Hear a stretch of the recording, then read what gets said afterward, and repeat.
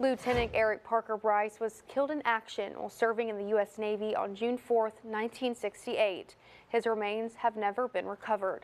Today, Lieutenant Bryce's son continued a yearly tradition of participating in wreaths across America. CBS 42's Scott Minshaw has more on how his son and the Trussville community are ensuring Lieutenant Bryce and all fallen veterans are never forgotten. Today, thousands across the nation laid wreaths on the graves of veterans. The goal? To remember, honor, and teach about the sacrifice of the men and women who gave their lives serving our country. In a small cemetery in Trussville, one man knows firsthand about that sacrifice and the importance of honoring it. Eric Fort, a Marine Corps veteran, spent Saturday laying wreaths on veterans' graves. He says it's a bittersweet yearly tradition. It brings happiness, but also reminders of a painful past.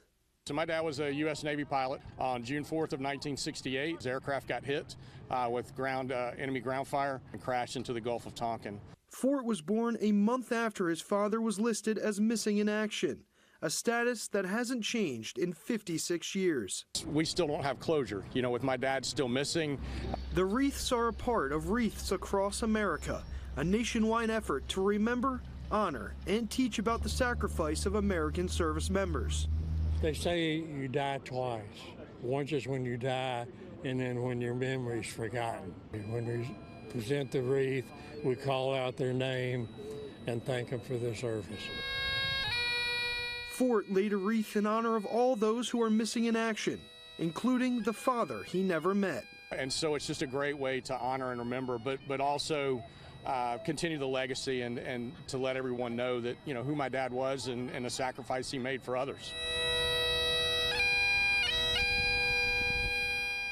Wreaths Across America is a yearly event. More information about it can be found in this story on CBS42.com. In the studio, Scott Minshaw, CBS 42 News.